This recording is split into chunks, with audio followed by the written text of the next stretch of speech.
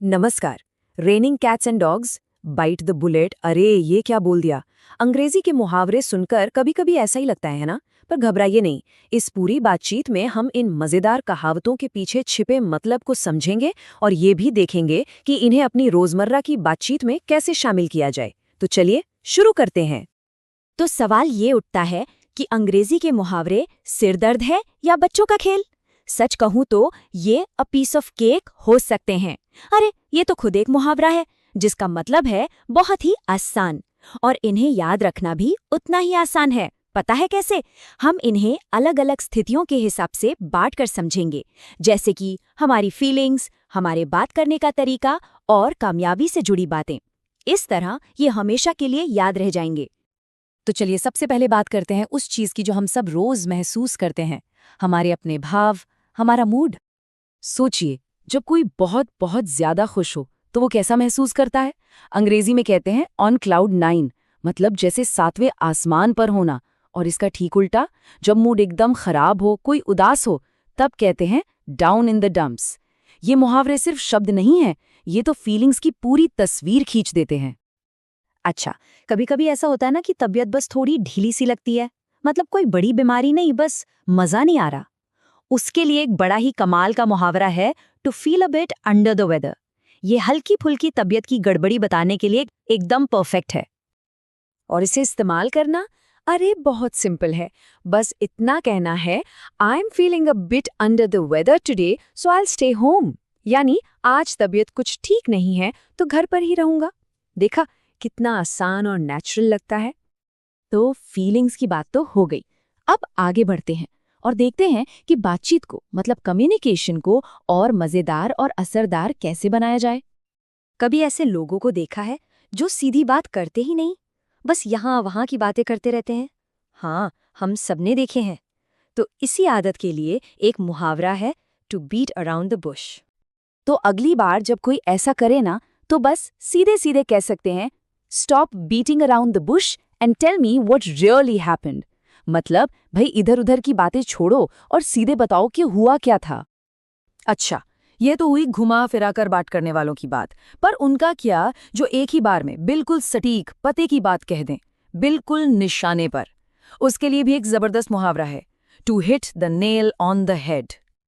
मान लीजिए किसी ने किसी प्रॉब्लम का ऐसा सॉल्यूशन बताया जो किसी ने सोचा ही नहीं, तो उसकी तारीफ में कह सकते हैं, you really hit the nail on the head with that analysis.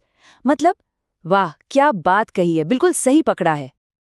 अब एक बड़ा ही मजेदार मुहावरा है, स्पिल द बीन्स। इसका मतलब है राज खोल देना। और मजे की बात यह है कि अक्सर ये गलती से होता है।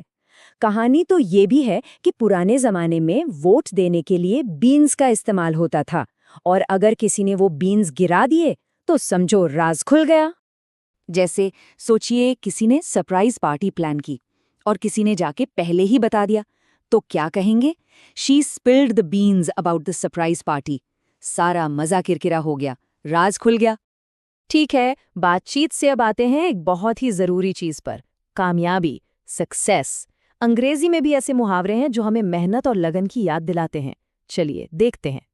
सबने सुना होगा गो दी एक्स्ट्रा माइल। इसका मतलब बहुत गहरा और सिंपल है, बस जितना काम दिया गया है उससे एक कदम आगे बढ़कर करना। थोड़ी सी ज्यादा मेहनत जो बड़े नतीजे लाती है। जैसे हम किसी कामयाब इंसान के बारे में कह सकते हैं, she always goes the extra mile to help her customers, which is why she so successful. साफ है, वो हमेशा उम्मीद से ज्यादा करती हैं और इसीलिए वो कामयाब हैं। और ये तो हम सबने सुना ही है, नो पेन नो गेन। मतलब बिल्कुल साफ है, अगर कुछ बड़ा पाना है तो मेहनत तो करनी ही पड़ेगी, बिना कोशिश के कुछ नहीं मिलता। तो देखिए कामयाबी के ये जो सूत्र है ना, चाहे वो गोइंग दी एक्स्ट्रा माइल हो या फिर नो पेन नो गेन हो, ये सब एक ही बात कहते हैं, उम्मीद से ज्यादा करो, हर मुमकिन कोशिश करो, मेहनत करो और फिर देखो नतीजे। कामयाबी की बात तो हो गई, पर जिंदगी में मुश्किलें भी आती हैं, चैलेंजेस आते हैं। चलिए देखते हैं कि मुहावरे इन हालात में हमारी हिम्मत कैसे बंधाते हैं।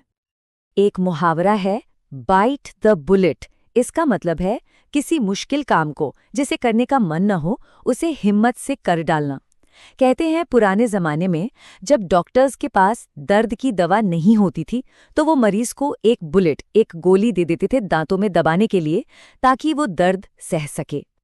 जैसे किसी को स्टेज पर जाने से बहुत डर लगता है, पर प्रेजेंटेशन तो देनी ही है, तो हम कहेंगे he had to bite the bullet and give the presentation. मतलब घबराहट के बावजूद उसने हिम्मत दिखाई और काम पूरा किया।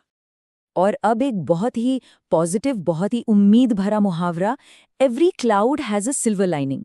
इसका मतलब है कि हर मुश्किल, हर बुरी सिचुएशन में भी कुछ ना कुछ अच्छा जरूर होता है, उम्मीद की एक किरण होती है।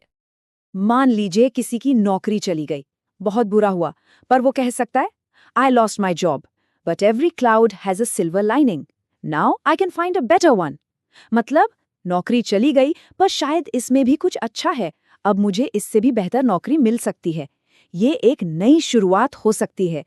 तो हमने आज क्या देखा कि मुहावरे, इडियम्स, ये सिर्फ किताबी बातें नहीं हैं, ये तो जिंदगी के अलग अलग रंगों को, हमारी खुशी, हमारी बातचीत, हमारी मेहनत और हमारी मुश्किलों को बयां करने का एक बहुत ही खूबसूरत तरीका है। तो अब जाते जाते एक सवाल, आज जो मुहावरे हमने सीखे उनमें से ऐसा कौन सा है जो किसी की आज की कहानी, आज के एहसास को सबसे अच्छी तरह से बताता है? इस पर सोचिएगा जरूर।